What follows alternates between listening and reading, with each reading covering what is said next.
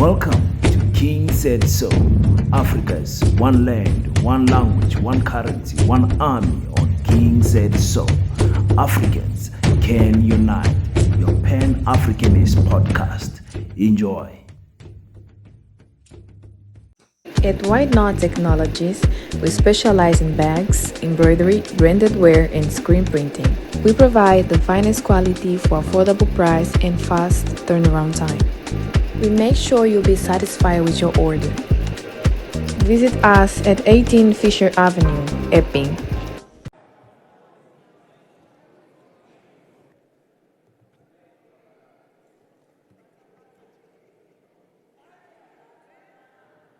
Madam Speaker, Nosiviwe Mapisa Ngagula, His Excellency President Cyril Ramaphosa, His Excellency Deputy President Paul Mashatile, Cabinet colleagues, members of the Executive Committee for Finance, honorable members, the Governor of the South African Reserve Bank, the Commissioner of the South African Revenue Services, fellow South Africans. Madam Speaker, according to two prominent economists, Alberto Alsenia and Danny Rodrigues, they had this observation to say, and I quote, "A crude distinction between economics and politics would be that economics is concerned with expanding the pie, while politics is about distributing it." The point, Madam Speaker, is that the size and quality of the national pie is what informs and ultimately determines the realization of the political imperative of redistribution. Our mission over the past 30 years has been to restore both social and economic justice for our nation and to decisively address the inequality that was the hallmark of the system of discrimination and dispossession.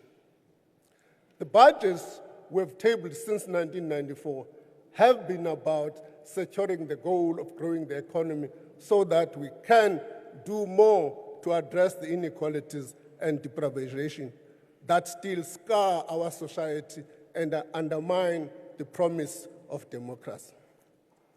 So it is with a great sense of privilege and purpose that I stand before you to present the last budget of the sixth democratic administration.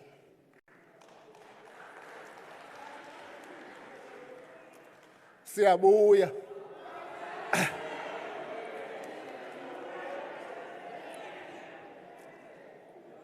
Madam Speaker, I therefore table the following documents before this House. The 24 Division of Revenue Bill, the 2024 Appropriation Bill, the estimates of national expenditure, the 2024 Budget Review, the 2024 Fiscal Framework, the Second Adjustment Appropriation Bill, the Budget Speech, the Gold and Foreign Exchange Contingency Reserve Account Deferral Amendment Bill. Allow me to begin, Madam Speaker, with the global outlook. Global growth is forecast to increase from 3.1% this year to 3.2% in 2025. The moderate improvement is due to growth in the United States and several large economies.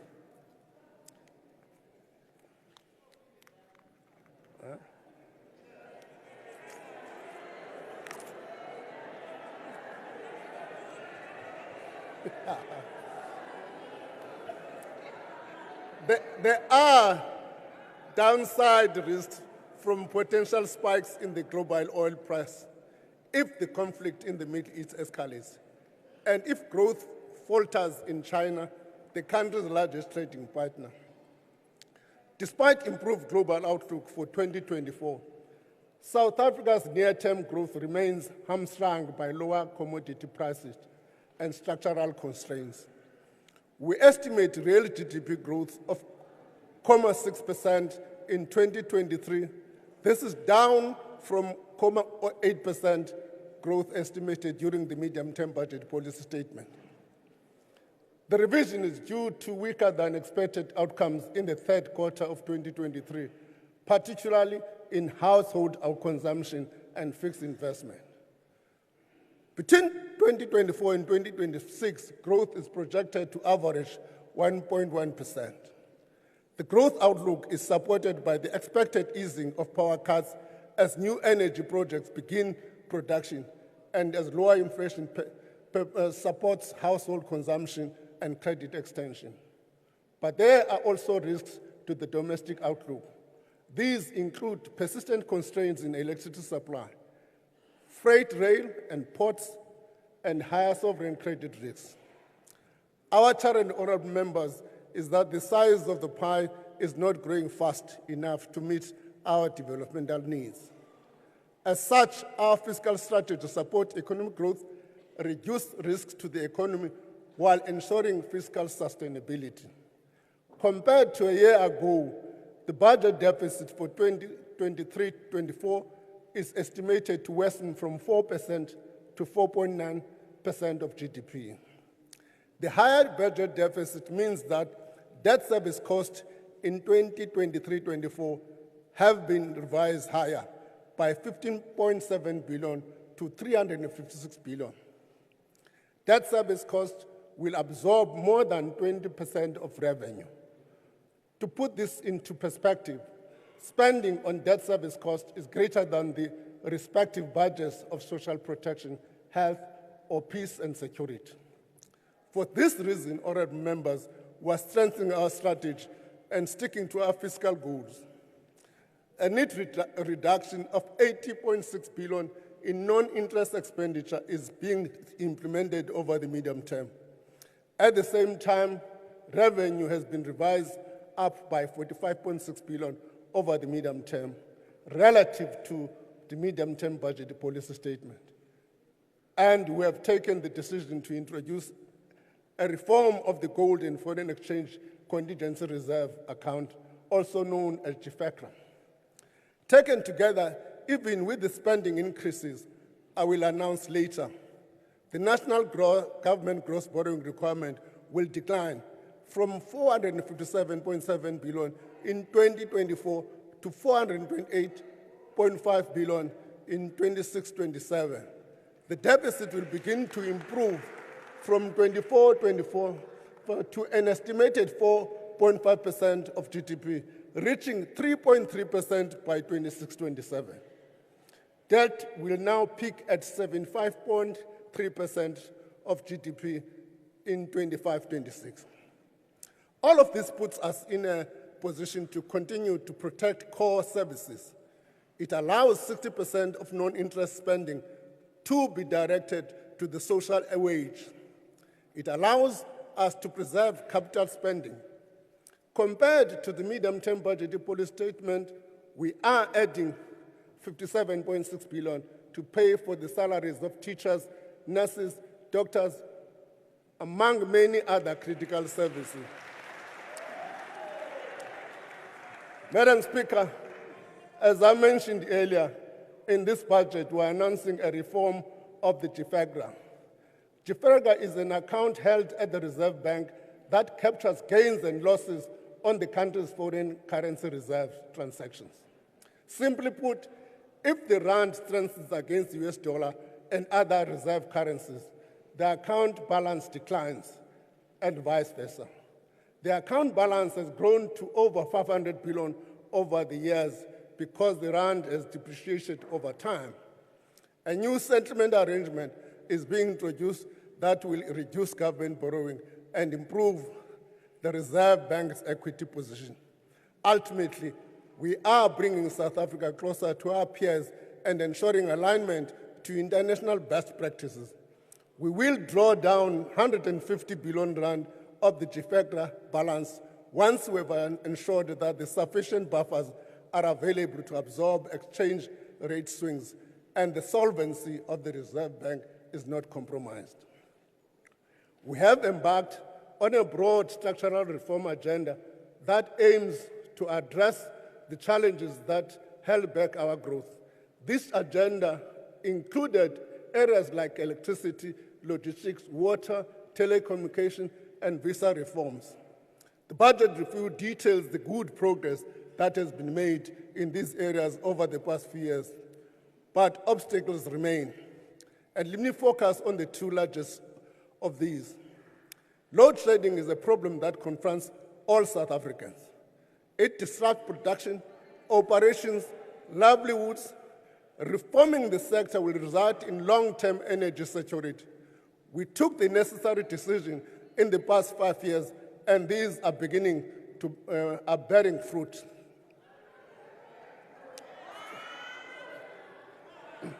To promote further investment in renewables, this budget proposes an increase in the limit for renewable energy projects that can qualify for carbon offset regime from 50 megawatts to 30 megawatts.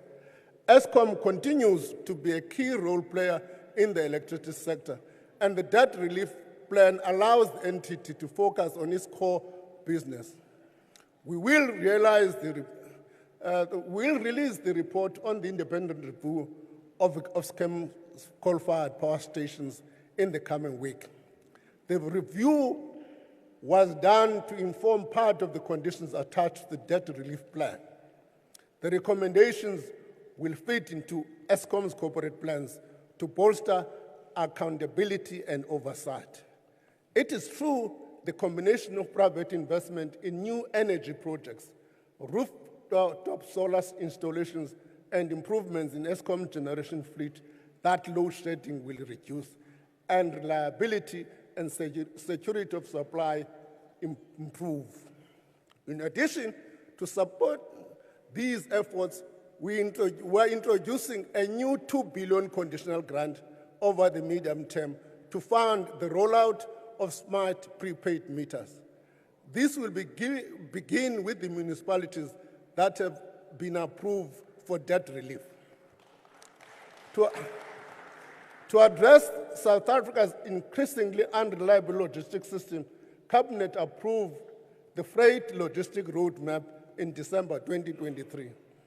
The roadmap outlines immediate steps needed to improve port equipment, locomotive availability, and network security.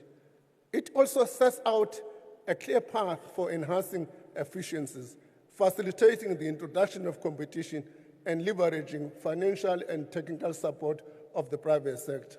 In this regard, third-party access to the freight rail network will be introduced by May 2024. In ports, private partner has been secured to upgrade Pier 2 of the Durban Container Terminal. This should increase private investment in equipment, enhance technological capability, and improve operational efficiencies. Government has provided Transnet with a 47 billion guarantee facility to support the entity's recovery plan and meet its immediate debt obligation. Like Eskom, the guarantees come with conditions. These conditions require Transnet to focus on its core activities and for the entity to introduce private sector partnerships. This will improve Transnet's sustainability and support the implementation of the roadmap. Madam Speaker, I'm proud to announce that as part of this budget, we're introducing fundamental and far-reaching reforms to infrastructure financing and delivery. The reforms are to optimize the infrastructure value chain to be effective and efficient. In this way, we will strengthen the public investment management and the associated value chain. We will also attract private sector participation. In this regard, we gazetted amendments to the PPP regulatory framework on for public comments early this week, Minister Kubai. These amendments seek to reduce procedural complexity in undertaking PPPs, creating capacity to support and manage PPPs, formulate clear rules for managing unsolicited bids, and strengthen the governance of fiscal risk. We are reviewing institutional arrangements and governance for catalytic infrastructure. The intention is to create clearer mechanisms for accountability, cooperation, and coordination. We're also consolidating similar functions to reduce duplication and inefficiencies. The intention is to fast-track delivery, particularly of blended finance arrangements. We are introducing several financing instruments, such as infrastructure bonds and concessional loans.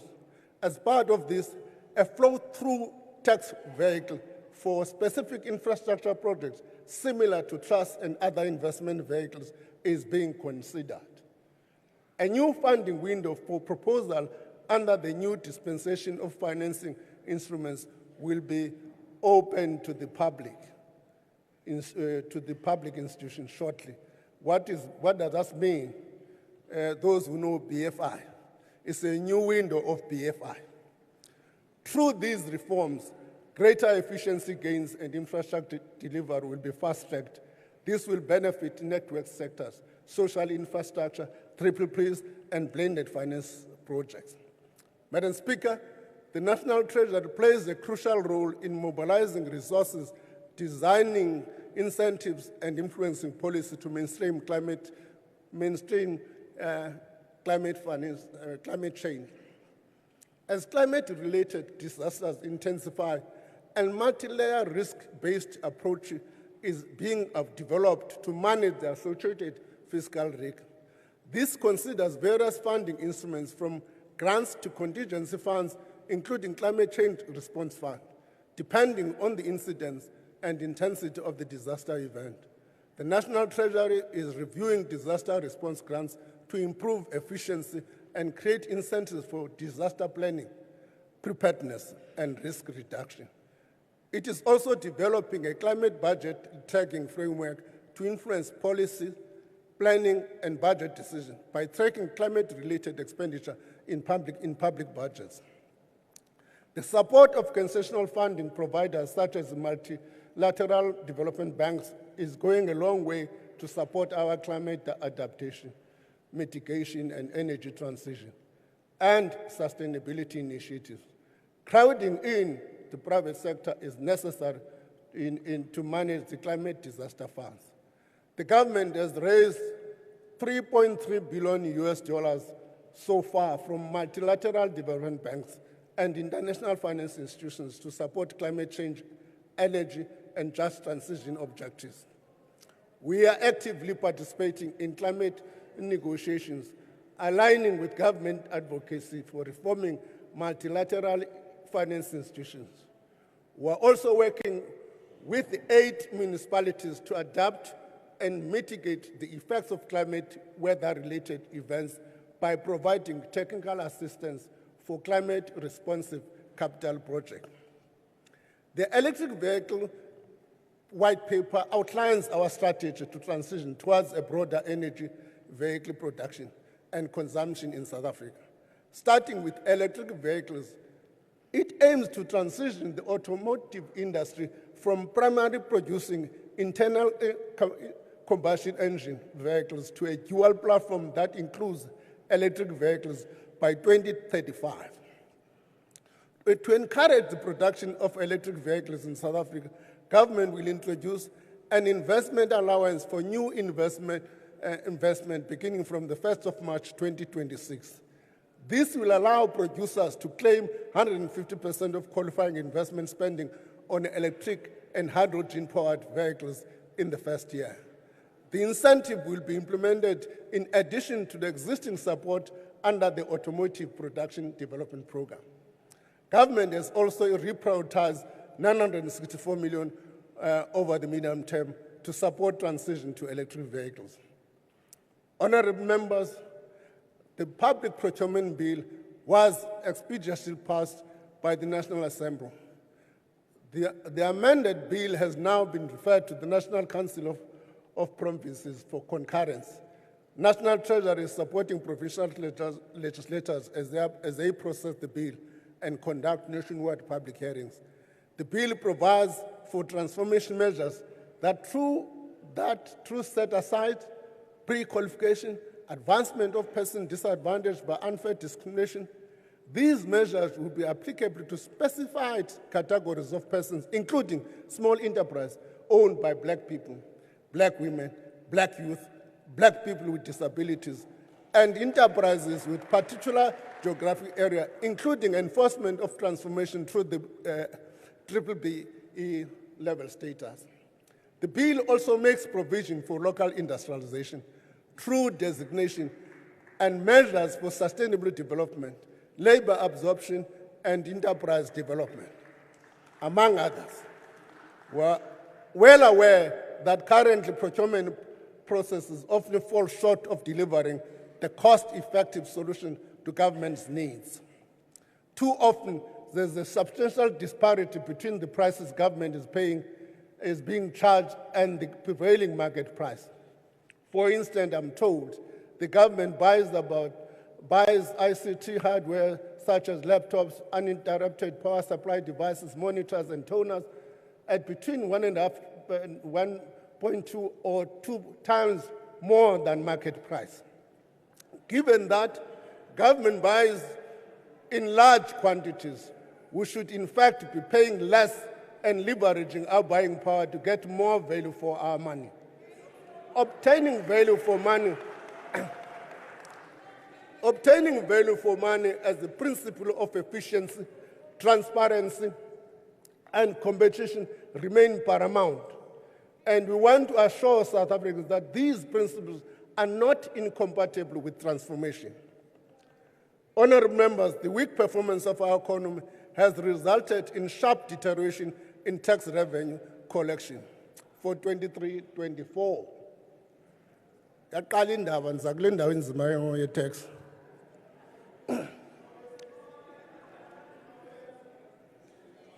At 1.73 trillion, tax revenue for 23-24 is 56.1 billion lower than estimated in the 2023 budget. The shortfall is largely due to the decline in corporate profits and revenue for taxes on mining. Over the medium term, revenue projections are 45.6 billion higher than the 2023 medium-term budget policy estimates, which increased personal income tax and additional medium-term revenue proposals. This budget contains tax measures that will raise 15 billion in 2024-25 to alleviate immediate fiscal pressures and support faster debt stabilization. Revenue is mostly raised through personal income tax, but not adjusting tax brackets, rebates, and medical tax credits for inflation. For alcohol products, excise duties above inflation increases of between 6.7 and 7.27% for 24-25 are proposed. This means a can of beer increases by 14 cents. A can of cider and alcohol fruit beverage goes by 14 cents. A bottle of wine costs an extra 28 cents. Mthembu say safe. A bottle of fortified wine will cost an extra 47 cents. A bottle of sparkling wine will cost an extra 89 cents. Wait, a bottle of spirits, including whiskey, gin and vodka increases by 5.53, 5 rand 53 cents. Salim Bangalamatu.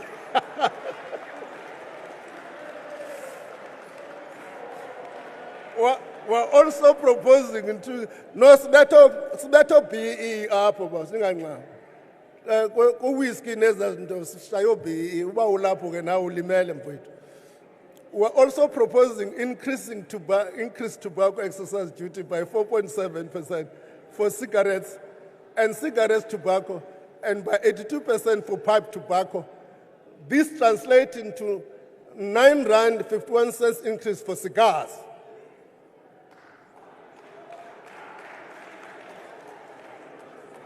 Yabona ke chubana nalimala. 97 cents increase to a pack of cigarette, and an extra 57 cents for a pipe of tobacco. Hamkhelo Mkhane from Soweto, one of the over 2,700 South Africans who sent budget tips to the minister, has a suggestion I would like to share. Kamo says, I quote, I would suggest an introduction of a tax payment for hubbly bubbly as a cigarette and other alternatives. The country has seen an increase in a number of youth smoking these products, and parents are not pleased with this at all. Close quote. I would like to say to Kamo, as a parent myself, I agree with you. I'm certain the Minister of Health also agrees. You'll be happy to hear that we are tabling an increase of the excise duty on electronic nicotine and non-nicotine delivery systems known as vapes to R3.04 per milliliter. On environmental taxes, the carbon tax increased from 159 to 190 rand per ton of carbon dioxide equivalent from the 1st of January 2024. The carbon fuel levy will increase, not the fuel levy, the carbon fuel levy will increase to 11 cents per litre of petrol and 14 cents per litre for diesel, effective from the 3rd of April. A discussion paper outlining proposal for the second phase of the carbon tax will be published for public comment later in the year. Madam Speaker, we are mindful of the already high cost of living, the impact fuel prices have on the food and transport costs. In this regard, we are proposing no increases to the general fuel levy for 24-25. This will result in a tax release of around 4 billion. This is money back in the pockets of consumers. Madam Speaker, progress has been made on the two-pot retirement system since I last addressed you during the medium-term budget policy system. Contribution to retirement funds will be split with 1/3 going into a savings component, 2/3 going into a retirement component. Now, ndifuna ukuzicacisa le nto ke mntakwethu. Ndifuna ukucacisa le nto. Abantu bandistopa bonke esitratweni bandibuza uba iphuma nini imali yethu. Nibaxelele ke ngomalungu eParliament xa nigoduka uba from i-1st kaSeptember bonke bazayifumana le mali. From i-1st kaSeptember laa mali yepension iyafumaneka. Nam funeka bayeke undiphazamisa endleleni. Ndinomnye udadewethu phaa oyitishala unozicela usafuna ngokuba ndiyazi noyazi uba imali yena azayifumana ndizayazela phi ngoba kaloku uyawuyazi ngepension yakhe. So from the 1st of September 2015 silwile noJoe ngale. We must commend on Honorable Maswanga has been vociferous in making sure that this bill passes. And we even fought on the timelines. It was difficult to persuade him because the industry was not ready. He wanted to be effective from the 1st of April, but the industry was not ready, but he allowed us to postpone it to the 1st of September. Thank you, Comrade Maswanga. So, the two-pot system ensures that we strike a balance between preserving contributions to safeguard a better retirement for members while addressing the plight of the people to access some of their retirement funds to help ease their financial burden in times of distress. Over the next few years, we're also implementing a global minimum corporate tax to limit the negative effects of tax competition. Multinational corporations with an annual revenue exceeding 750 million euros will be subject to an effective tax rate of at least 15%, regardless of where their profits are generated. This is a global tax. That's why even the benchmark is euros. It's an agreement in the OECD. So we're beginning to implement that. So irrespective of where your profits are generated, the proposed reform is expected to yield an additional 8 billion in corporate tax revenue in 26-27. I encourage interested parties to provide comments on the draft global minimum tax bill published today. Our long-term tax policy strategies remain focused on broadening the tax base while improving tax compliance and administrative efficiency. Visible progress has been made in rebuilding and modernizing SARS. The tax authority has expanded the tax register, improved debt collections, and reduced fraudulent refunds and trade valuation. This has led to improvements in revenue collection. To address the higher levels of illicit tobacco, SARS is deploying CCTV and related technologies at licensed tobacco manufacturers. Investigations and prosecutions have resulted in 10 billion in additional assessment, of which over 4 billion has been collected from the key players in the illicit gold and tobacco industry. These and other efforts have assisted with the improvement in revenue. Our bigger challenge, as I've stated earlier, is that our pie is not growing fast enough, and this limits our ability to generate sufficient revenues to distribute among our priority areas. Madam Speaker, at the time of the 2023 medium-term budget policy statement, when revenue collection had performed much worse than anticipated, departments had to reprioritize spending and absorb the wage increases within their baseline. These measures were taken to protect our fiscal integrity. Equally, critical programs had to be protected. This is a practical expression of fiscal consolidation that supports delivery of core services and the social wage. Since then, we have been able to reverse some of the fiscal consolidation announced at the time of the medium-term budget policy statement. In this budget, I'm able to announce that the education sector is allocated an additional 25.7 billion for the carry-through cost of the wage increase over the medium term. At the same time, we are able to protect the budget of critical programs such as school nutrition programs, the program that provides food to pupils in almost 20,000 schools. The Early Childhood Development Grant is allocated a 1.6 billion, rising to 2 billion over the medium term. Health is allocated a total of 854 billion over the medium term. These allocations include 11.6 billion to address the 2023 wage agreement, 27 billion for infrastructure, 1.4 billion for the NHI grant over the same period. The allocation for the NHI is a demonstration of the government's commitment to this policy.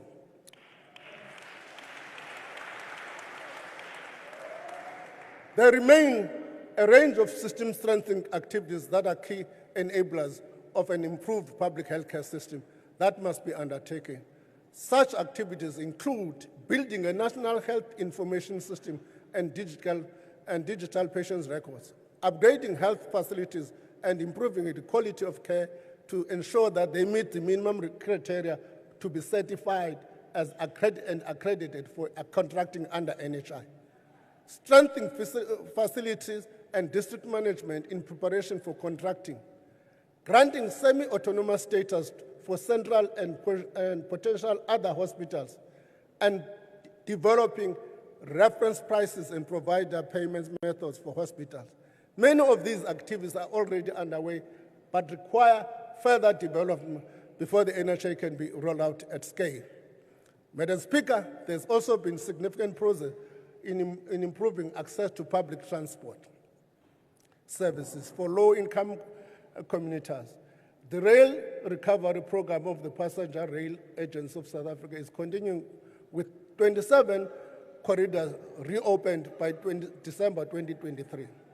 This will increase the number of passengers on Metro Rail from 15.6 million in 2022-23 to an estimated 48.6 million by 26-27. To ensure the effective discharge of office duties during elections, and its other responsibility beyond the polls, the Independent Electoral Commission is allocated 2.3 billion.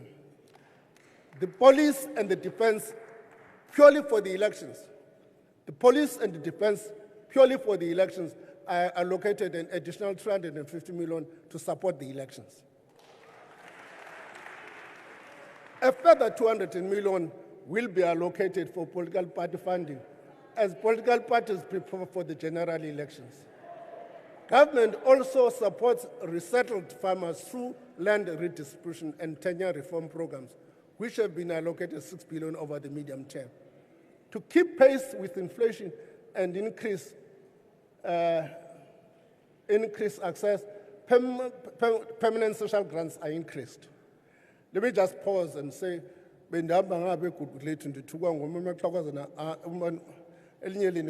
walking stick. Uthi wena kakuhlukane nosinyusela nge-20 rand. So I want to assure Lagogo ukuthi mna di-generous anzomnyusela nge-20 rand. We are giving them an increase of 100 rand to the old age grant. Water, veteran, disability care and grants. This will be split in 90 rand effective from April and 10 effective from October. 50 rand increase for the foster care and 20 rand increase to the child support grant. Order. We are Order, sensitive to the Order. increase in the cost of living for nearly 19 million South Africans who are really rely on these grants to make ends meet. In this regard, we have done as much as the fiscal envelope allows. Work is currently underway to improve the COVID-19 social relief of distress grant. By April the 1st, like all other grants, these grants are starting on the 1st of April. As the President has said, that is going to be improved. Work is being done. The Minister of Social Development is publishing regulations. When we finally gazette those regulations, the new grant and the figure will be published together with those regulations.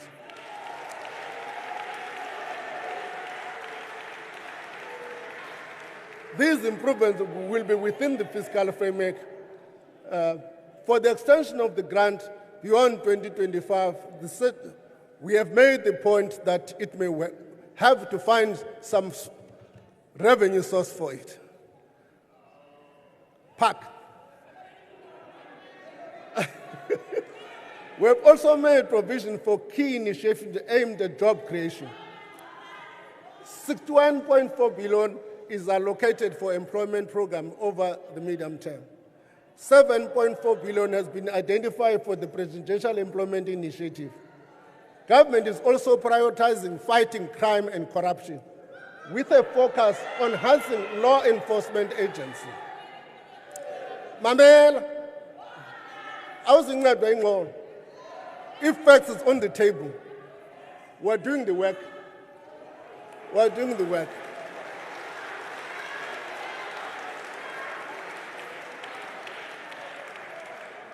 As known, deliver.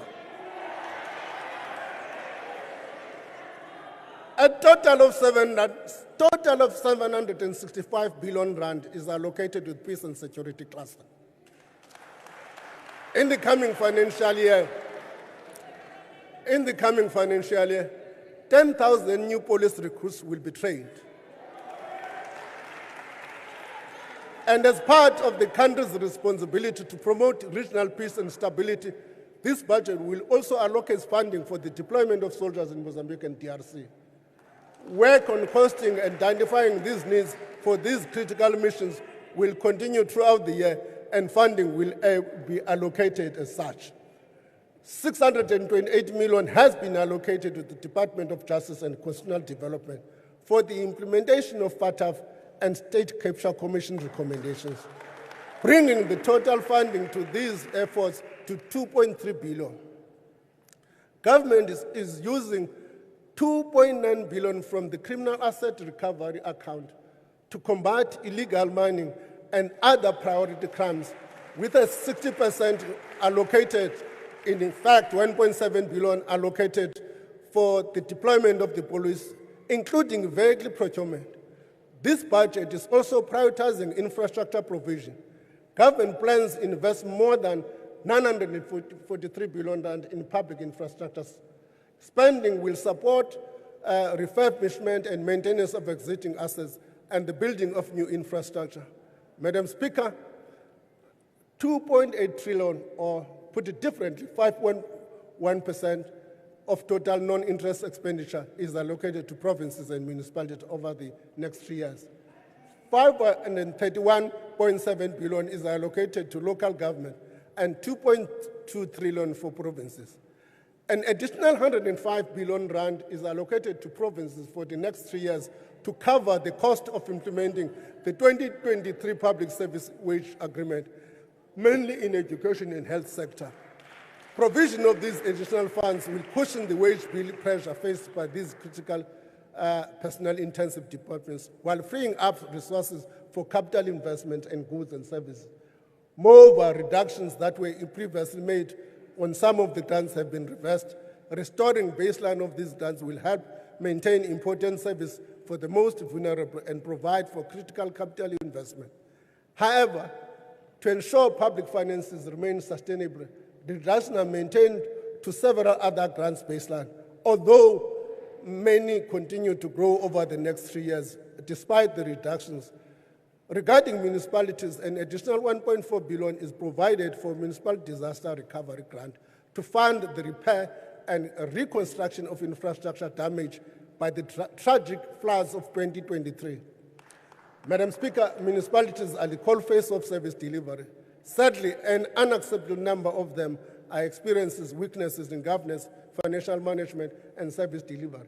To address these challenges and to transform municipalities into engines of growth, we have adopted a multi-pronged approach. It focuses on tightening budget processes, ramping up oversight, increasing the skills and capacity of municipal employees, and driving investment in maintaining and building infrastructure. Madam Speaker, this year the country hosts the annual meetings of the new development bank, which will happen for the second time since formation of the BRICS Bank. In 2025, South Africa takes on the presidency of the G20, following that of Brazil and India. Before that, South Africa's G20 president is an opportunity for us to advance the most pressing economic and developmental and financial issues that face poor and developing countries. As President Ramaphosa rightly stated in his State of the Nation address, our goal is to place Africa's development at the top of the agenda when we host the G20 in 25. We are working on the necessary allocations and identification of funds to make sure that the various events are a success. As we have shown recently, South Africa remains an important regional and international leader. Through participation and advocacy on platforms such as G20, we can push for substantive reform of multinational institutions like the World Bank and the IMF, so that developing countries participate more equally in the decision-making process and global governance. Moral courage and know-how are not in short supply in our country. We should harness these gifts not only to better ourselves and our economy, but for the benefit of the entire continent. Madam Speaker, we've come a long way in the last 30 years. 30 years ahead of us, and whatever the challenges and opportunities they may bring are something we should look forward to. Given our difficult past and some of the inevitable challenges we have faced as a young democracy trying to find its place in a world marked by a number of new and overlapping crises, it would be easy to indulge in extremes, either of blind optimism or crippling pessimism. We should resist both these extremes. Rather, we should heed the words of our first democratic President Nelson Mandela, who more than saw the pursuit of socio-economic justice and shared prosperity as a journey rather than a destination. Allow me to repeat what the President said in his closing remarks. I have walked that long road to freedom. I have tried not to falter.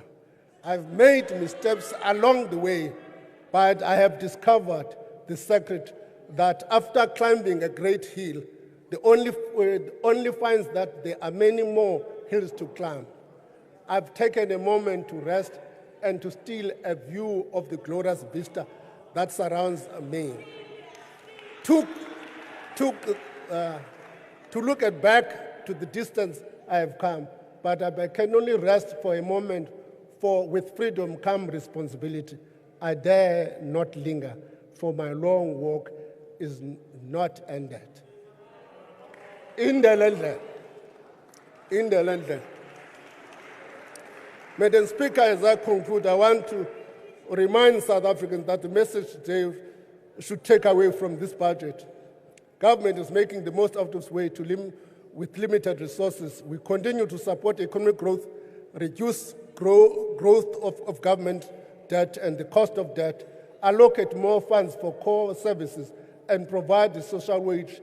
I'm grateful to the President and Deputy President for their continued support and leadership.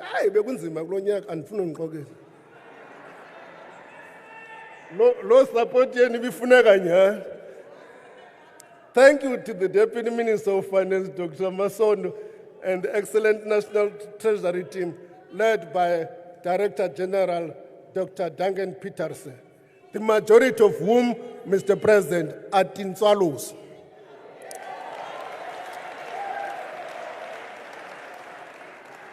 Thank you to the Commissioner of the South African Revenue Services and the Governor of the South African Reserve Bank. Thank you to my colleagues, the ministers in the committee of the Mincom Board and in the Budget Council who shared the heavy load of the tough decision that meant to sustain the Department of Finances. To Parliamentary Command, my chairperson, Honorable Maswanganye, Honorable Telezi, of course, and to my wife and family, your love, support, and forbearance are daily inspiration. Lastly, thank you to you, each and every one of South Africans, and those who have been sending messages encouraging. I thank